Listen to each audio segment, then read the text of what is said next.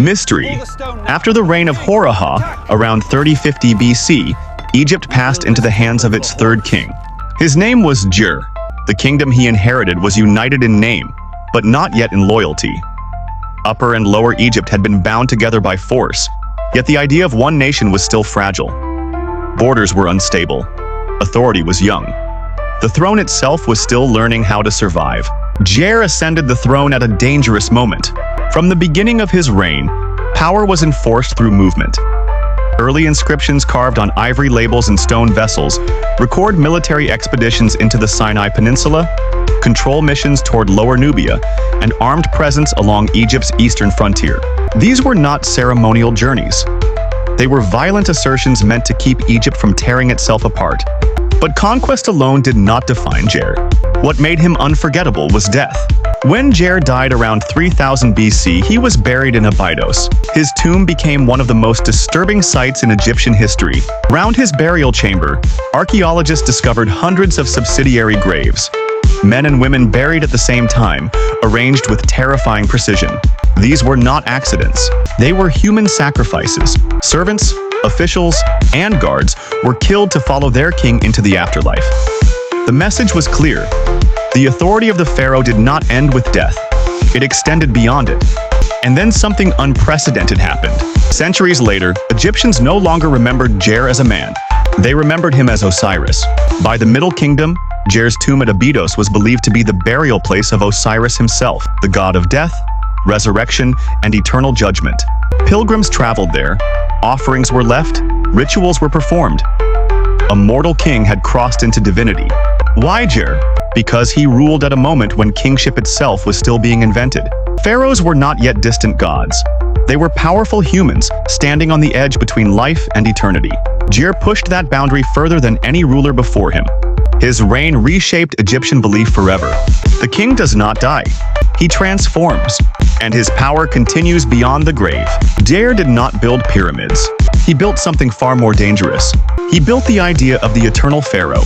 And if you want to keep uncovering the hidden truth behind Egypt's forgotten kings, subscribe and support this series with a like, so these stories can continue. Next, the pharaoh who ended human sacrifice and ruled Egypt through fear instead. Death failed, and Egypt noticed. There was a time when kings died quietly. Their bodies returned to sand, their names faded, and power moved on. But that weakness terrified early Egypt. A ruler who dies is a ruler who can be forgotten, and forgetting is rebellion. So Egypt did not accept death. It began to fight it. This was before true mummification. No perfected rituals, no science of preservation. Only raw experimentation, bodies wrapped tighter, linen soaked in oils. The desert used as a weapon against decay. Every burial was a test. How long can a king remain intact? Because if the body survives, authority survives. During this dangerous moment, a ruler rose who understood the truth faster than anyone else. His tomb was not designed for peace. It was designed for control. Around his burial chamber, hundreds were placed into the ground beside him. Guards, servants, officials, buried at the same time. Not honored, not sacrificed by accident. Ordered. This was not religion yet. This was terror disguised as destiny. Egypt was being taught something new. The king does not rule until death. The king rules through death. People came. They saw the tomb. They whispered. Offerings appeared. Fear turned into reverence. Reverence turned into myth, and myth erased memory. Soon, no one remembered the man, only the god. Later generations would say Osiris was buried at Abydos, but archaeology reveals something far more disturbing. What if Osiris was not first? What if a human king became the blueprint for a god? That king was Djer. He did not earn divinity through miracles. He earned it through obedience, repetition, and fear. This was the exact moment Egyptian kingship crossed the line. When power stopped being human and became eternal. When death stopped ending authority and started enforcing it. And this was only the beginning. In the next part, Egypt perfects this system, turning belief into law, burial into propaganda, and the afterlife into the most powerful weapon ever created. If this disturbed you, stay. Eternity. Djer ruled Egypt for approximately 41 years, from around 3040 BC until 3000 BC. By the final years of his reign, Egypt was no longer a fragile union held together by conquest.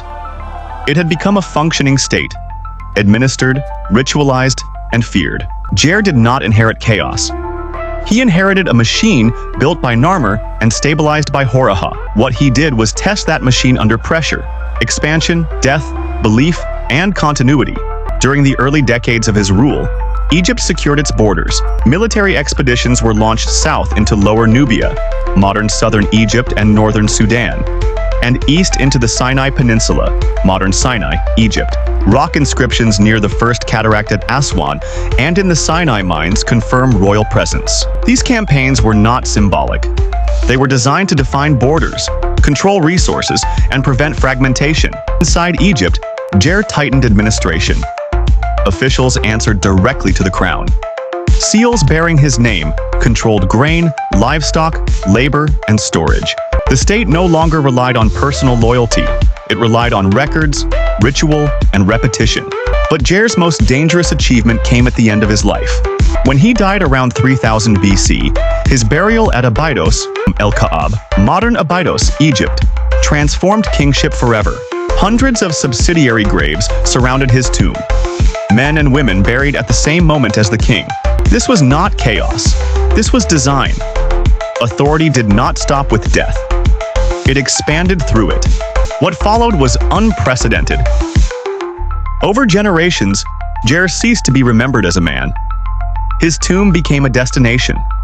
Offerings accumulated, ritual paths formed.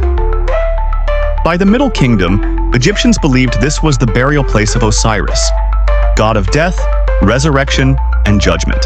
A human king had become the foundation of a god. This marked the exact point where Egyptian kingship crossed a permanent threshold. Power was no longer tied to the body. It was tied to belief. The pharaoh did not simply rule the living. He ruled memory, ritual, and eternity. And when Djer died, Egypt did not collapse. Succession passed smoothly to his successor. No civil war, no fragmentation, the state endured. That was the final proof. Djer did not build pyramids. He did not carve colossal monuments. He built something far more enduring, a system where death failed and authority survived. If you want to follow the evolution of Egyptian power step by step, without myths, without shortcuts, subscribe to the channel and support the series. Because every king after Djer inherits this structure, whether he understands it or not. In the next part, Egypt moves forward to a new ruler, one who will abandon human sacrifice, refine royal burial, and push the ideology of control even further. The experiment is over. Now comes perfection.